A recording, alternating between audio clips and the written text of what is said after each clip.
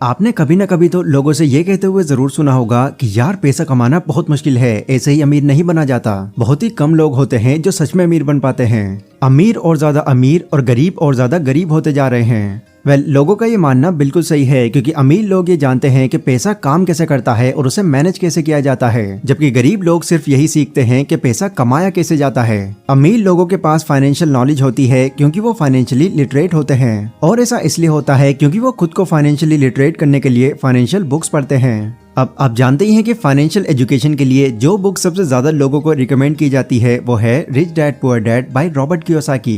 क्योंकि वैसे तो फाइनेंशियल एजुकेशन पर बहुत से राइटर्स ने बुक लिखी है, पर जो कॉन्सेप्ट इस बुक में बताए गए हैं वो प्रैक्टिकली तो काम करते ही हैं, साथ ही इन सभी तरीकों को समझना भी बहुत आसान है। Rich dad poor dad book में ऑथर ने अपनी खुद की स्टोरी बताई है, जिसमें उन्होंने कहा है कि बचपन में उनके दो डैड थे, एक उनके असली डैड जिनको वो पुअर डैड बुलाते थे, और एक उनके दोस्त माइक के डैड जिनको वो रिच डैड बुलाते थे। रॉबर्ट के जो पुअर डैड थे वो बहुत ही ज्यादा एजुकेटेड थे और वो एक स्कूल के अंदर बच्चों को पढ़ाते थे, जबकि उनके रिच डैड ने सिर्फ 8th स्टैंडर्ड तक ही पढ़ाई की थी, लेकिन वो अपना बिजनेस चलाते थे।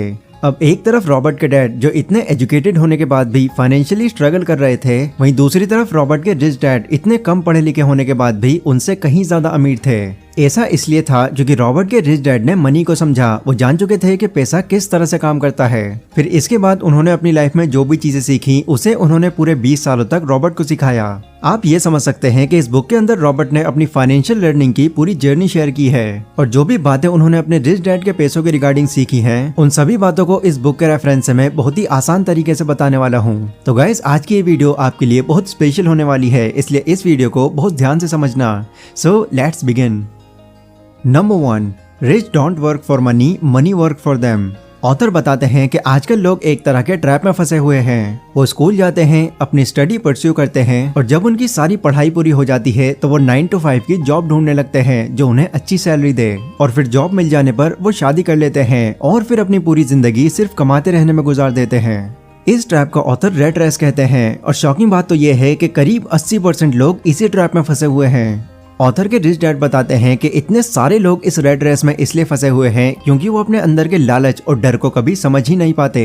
जो लोग गरीब माइंडसेट रखते हैं उन्हें ये लगता है कि अगर हमको बहुत सारे पैसे कमाने हैं या फिर रिच बनना है तो हमको हाई सैलरी वाली जॉब करनी होगी, जबकि जॉब सिर्फ लॉन्ग टर्म प्रॉब्लम का एक शॉर्ट टर्म सोल्यूशन है। क्योंकि जॉब करने से आपकी इनकम तो बढ़ जाती है, पर साथ ही साथ आपके खर्चे भी बढ़ जाते हैं। उनके रिच डैड ये भी कहते हैं कि जिनकी गरीब मेंटालिटी होती है वो पैसों के पीछे बिल्कुल वैसे भागते हैं जैसे गधा एक बंधी हुई गाजर के पीछे भागता है, और जिस तरह गाजर दिखाकर उस गधे का मालिक उससे काम करवाकर अपने पैसे कमाता है, वैसे ही 9 to 5 की जॉब में एक बॉस अपने एम्प्लॉय से काम करवाकर अपना प्रॉफिट बनाता है। और जैसे गाजर के पीछे भागने से गधे को कुछ नहीं मिलता, वैसे ही पैसे के पीछे भागने से ये लोग भी अमीर नहीं बन पाते। इसलिए जो लोग कामयाब होते हैं वो ज्यादा टाइम तक सिर्फ पैसों के लिए काम नहीं करते रहते, बल्कि वो एक ऐसा सिस्टम तैयार करते हैं जिससे उनका पैसा उनके लिए काम करता है और उन्हें पैसे कमा कर देता है। Number 2, it's not how much money you make, it's how much money you keep. कई सेलिब्रिटीज और स्पोर्ट्समैन की नेटवर्थ देखकर हम बहुत ज्यादा इंस्पायर हो जाते हैं और सोचते हैं कि यार एक दिन ऐसा भी आएगा जब हम भी उन्हीं की तरह पैसे कमाएंगे। पर क्या आप ये बात जानते हैं कि बहुत से सेलिब्रिटीज ऐसे भी होते हैं जो बहुत ज्यादा पैसा कमाने के बाद भी अमीर नहीं बन पाते। ऐसा इसलिए होता है क्योंकि उन्हें पैसा कमाना तो आता है, बट अपने इस पैसे को अपने पास कैसे रखते हैं या फिर यूं कहें कि उसे मैनेज कैसे करते हैं वो ये नहीं जानते। और उन लोगों को ये भी पता नहीं होता कि एसेट्स क्या होते हैं और लायबिलिटीज क्या होती हैं, और इसी कंफ्यूजन की वजह से वो अपने सारे पैसे खो देते हैं। ऑथर के रिच डैड इसकी एक बहुत ही सिंपल डेफिनेशन देते हैं और बताते हैं, एसेट्स वो चीज होती हैं जो आपकी पॉकेट में पैसे डालती हैं, बट लायबिलिटीज वो चीज होती हैं जो आपकी पॉकेट से पैसे निकाल लेती हैं। कई लोग क्या गलती करते हैं, वो लायबिलिटीज को एसेट समझकर खरीद लेते हैं, जिससे वो चीज उनको पैसे देने की जगह उनका खर्चा और बढ़ा देती है।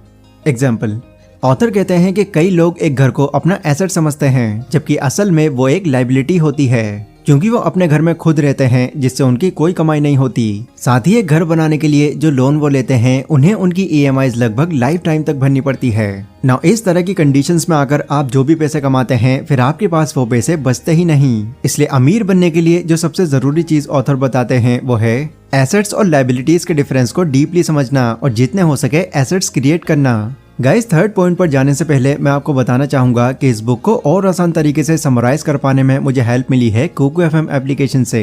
कोको एफएम इंडिया का एक लीडिंग ऑडियो बुक प्लेटफॉर्म है जो 1 करोड़ प्लस डाउनलोड और 4.5 रेटिंग के साथ नॉन फिक्शन कंटेंट की एक बहुत बड़ी लाइब्रेरी है, जिसमें आपको सिर्फ rich dad poor dad book ही नहीं बल्कि psychology of money, 5 AM club, the power of habit और सक्सेस सीक्रेट जैसी कई ऑडियो बुक्स और बुक समरीज मिल जाएंगी। एंड जिन लोगों को बुक्स पढ़ना ज्यादा पसंद नहीं है, उनको कोको एफएम एक नई अपॉर्चुनिटी देता है एक लर्निंग माइंडसेट डेवलप करने के लिए, क्योंकि इस एप्लीकेशन की हेल्प से आप बुक समरीज और ऑडियो बुक्स बहुत ही आसान तरीके से समझ सकते हैं, और वो भी कम टाइम में। अब वैसे तो अगर आप यहाँ पर डायरेक्टली एक एनुअल प्लान चुनते हैं तो इसकी कॉस्ट आपको पड़ेगी 399 रुपीज, लेकिन क्योंकि वो आज की इस वीडियो को स्पॉन्सर कर रहे हैं तो यहाँ पर आपको पहले 250 यूजर्स के लिए 50% ऑफ मिल जाएगा। बस आपको यहाँ पर DH50 नाम से ये कूपन कोड ऐड कर देना होगा, यानी सिर्फ 199 रुपीज में आप दुनिया की कई बुक्स को एक्सेस कर सकते हैं। तो कोको एफएम का लिंक आपको डिस्क्रिप्शन में मिल जाएगा, इसको जरूर चेकआउट करें।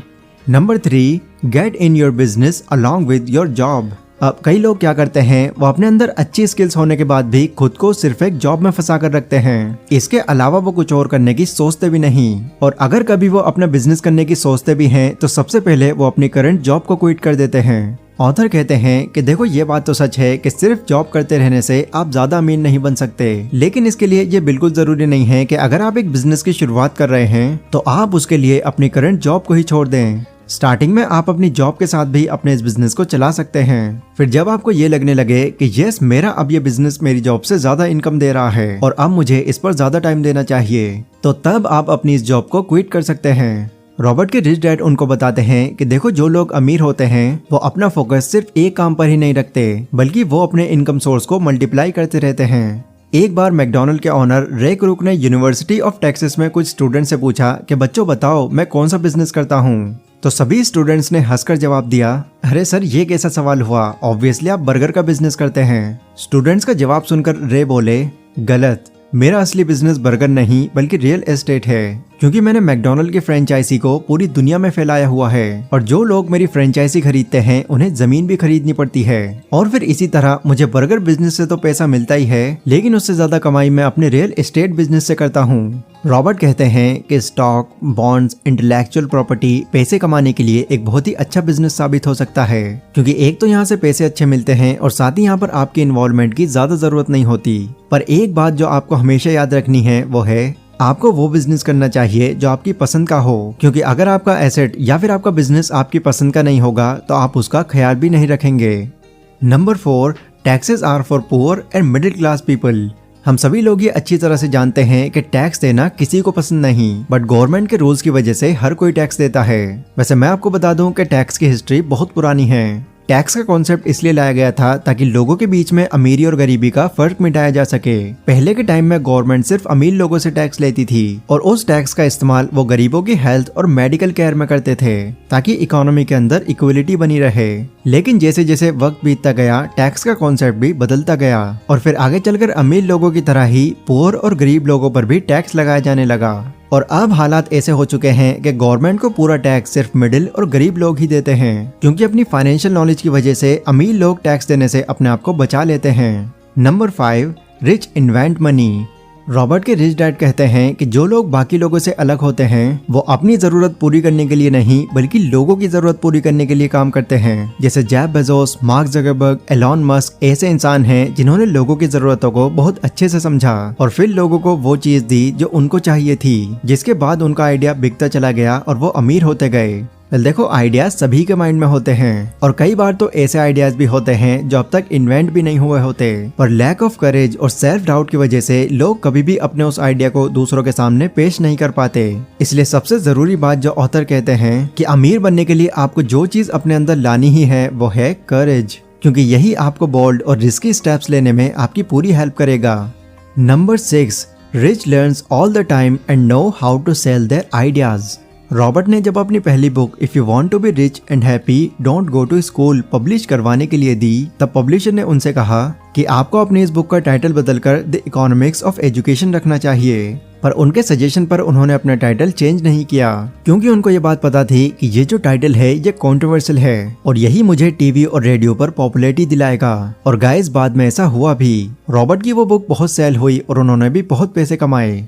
इसलिए रॉबर्ट कहते हैं कि देखो, आइडियाज होना ही काफी नहीं है, आपको लोगों को अपने आइडियाज को बेचना भी आना चाहिए, क्योंकि अच्छे आइडियाज और स्किल्स तो बहुत लोगों में होते हैं, पर बहुत ही कम लोग ऐसे होते हैं जिन्हें अपने आइडियाज को दूसरों को बेचना आता है। इसलिए अगर आप भी अमीर बनना चाहते हैं तो सबसे पहले ये सीखिए कि जो भी हुनर आपके अंदर है आप उसकी मार्केटिंग कैसे कर सकते हैं, मतलब कि आप उसे बेच कैसे सकते हैं। अगर आपको अपनी चीज लोगों को बेचनी आ गई तो आप जरूर अमीर बनेंगे। तो ये थे गाइस वो 6 रूल्स जो रॉबर्ट के रिच डैड ने उन्हें सिखाए, जिन्हें यूज करके रॉबर्ट आगे चलकर इतने अमीर बने। और रॉबर्ट की तरह ही कोई भी इन रूल्स का यूज करके अमीर बन सकता है।